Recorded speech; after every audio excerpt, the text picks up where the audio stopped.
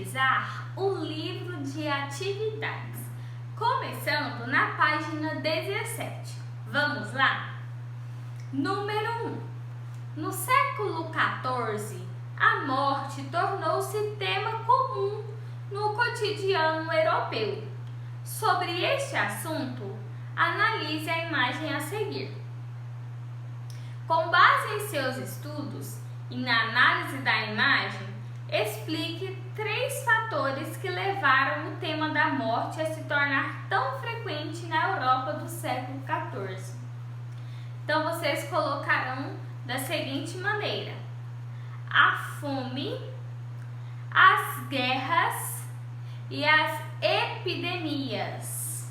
As fomes, as guerras e as epidemias foram os principais motivos para a presença temática da morte no cotidiano europeu do final da Idade Média. Repetindo, foram os principais motivos para a presença temática da morte no cotidiano europeu do final da Idade Média. Número 2. Sobre a escassez de alimentos que atingiu a Europa no século XIV, leia o texto e assinale V para as alternativas verdadeiras e F para as falsas. 2 cidades flamengas, Bruges e Ypres, perderam cerca de 5 a 10% da sua população. Só na segunda, em apenas 6 meses, morreram 3.000 pessoas. Se levarmos em conta que era uma cidade rica, próxima ao mar, fica evidente a gravidade da situação. Próxima página, página 18. A escassez de alimentos foi um fato restrito a poucas regiões da Europa, em especial as cidades flamengas de Bruges e Ypres.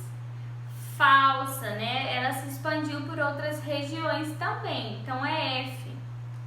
Foi causada pelas mudanças climáticas, pois os longos períodos de chuva comprometeram as colheitas em diferentes regiões do continente europeu. Verdadeiro. A necessidade de abastecer um número crescente de moradores das cidades contribuiu para a falta de alimentos? Sim, verdadeiro.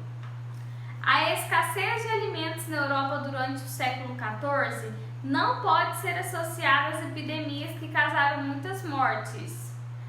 Falso. A grande fome do século XIV teve como consequência o aumento das práticas violentas como os roubos e os saques.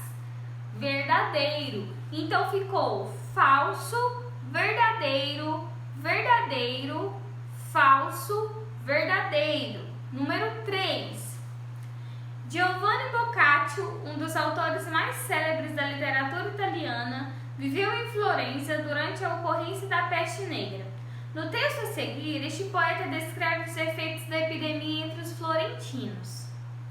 Chegaram-se ao ano de 1348 da fecunda encarnação do Filho de Deus, quando a cidade de Florença, nobre e entre as mais famosas da Itália, foi atormentada pela epidemia mortal, que a peste tinha sido fruto das influências austrais ou resultados das nossas iniquidades, e que Deus, em sua justa cólera, lhe tenha lançado sobre os homens como punição de nossos crimes. De qualquer modo, ela se manifestara alguns anos antes nos países do Oriente, onde provocara a perda de uma quantidade inumerável de vidas humanas. Depois, sem interrupção, grazando passo a passo, ela propagara-se para nossa infelicidade em direção ao Ocidente. Em vão, interditaram a entrada da cidade a todo o enfermo e multiplicaram-se as prescrições de higiene.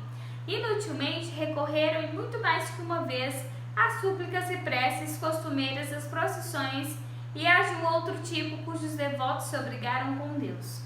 Nenhum resultado foi obtido, desde os dias primaveris do ano a que me referi.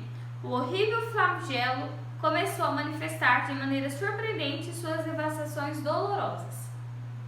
Com base no texto, faça o que se pede. A. Quais foram as medidas tomadas pelos habitantes da cidade de Florença para impedir o alastramento da peste negra? Vocês colocaram que proibiram a entrada de doentes, tomou-se mais cuidado com as práticas de higiene e buscou garantir um bom estado sanitário.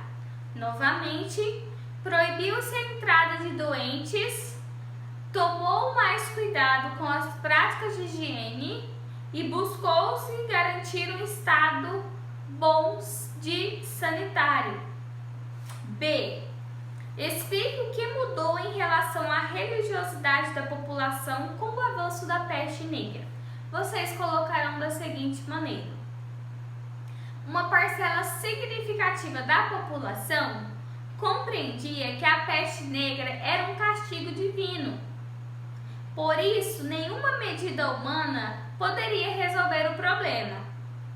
Na época, foram feitas súplicas, procissões e orações destinadas a pedir a salvação divina.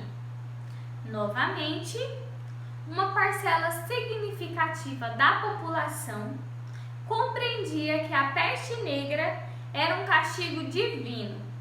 Por isso, nenhuma medida humana poderia resolver o problema.